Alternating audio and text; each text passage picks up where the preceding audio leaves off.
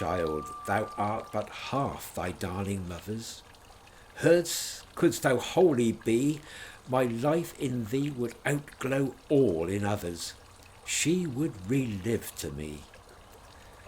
But niggard nature's trick of birth bars, lest she overjoy renewal of the loved on earth, save with alloy. The dame has no regard, alas, my maiden, for love and loss like mine, no sympathy with mind, sight, memory laden, only with fickle eyne. To her mechanic artistry my dreams are all unknown, and why I wish that thou couldst be but one's alone. Well, this is another poem written after Fina's death. And what's happened is that Hardy and his brother have gone all the way from Dorset to Devon, quite a long journey, to meet the bereaved family of Fina. But who, Alison, who is the child in this poem? Well, it's Fina's child. And Hardy is doing a very strange thing here. He's bemoaning the fact that a child should be half the mother and half the father. And he's wishing here that that child was completely all of Fina's. I mean, that is actually a bit weird. I think it shows the strength of emotion in the original Fina-Hardy relationship. But I think it's a bit tough dumping it all on this child. Yes, it really is. But the thing is, the circumstances are very strange because Hardy is visiting this bereaved family. He's never met them and he hasn't seen Fina for 25 years. That is extraordinary, isn't it? And I read actually in one of the reports that from one of Fina's other children that her dad just stayed in the kitchen, didn't want to meet Hardy or Hardy's brother. Well, Mariah, to an orphan child, or sometimes known to a motherless child, subtitled A Whimsy. I mean, I just find it such a weird poem. What do you feel? Sometimes, as poets, there's things we write that stay in our notebooks. And we don't publish them in magazines, and we don't put them in our books. A whimsy, I do wonder if that's kind of circling what this is.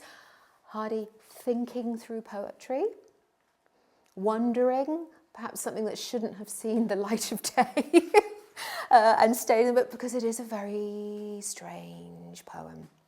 A very, very strange poem. As you said, so why is it strange, I think, is what we need to pick up on. I think it's very strange for two reasons. One, there's this idea of my light in thee would outglow all in others if you only had your mother's genes. If you only have one set of genes, it means you're a copy, you're a clone. So I'd be really glowing up, I'd be so happy, loving life, if you were just a carbon copy of your mother. That's a very strange thing. And given that the title makes it clear that this is about a child as well, that puts a very strange frame on the poem. I also think it's an odd poem because I don't think it's as good a poem as many of others that Hardy has written. And that is because when I was going through this poem, prepping for these sessions, I had to write out a cast list of all the different women figures in the poem. So I found the mother, who's gone, who's died. I found the maiden daughter, and there also was this figure of nature. So we have nature capitalised in the first stanza, and who then becomes the dame. I think that's still in reference to nature, so talking about how nature won't let him get his wish to have a carbon copy of the departed mother. Ambiguity is great, complication is great, but basic questions of what's going on and who is speaking, things that would cause a reader to stumble and feel, not just have their interest piqued and want to puzzle out the answer, but going, what? Who? Who's? That's not a successful poem. Well, that's a strange poem, and in a way a rather sad ending to Hardy's wonderful love affair with Fina. But maybe that's the way that Hardy intended it.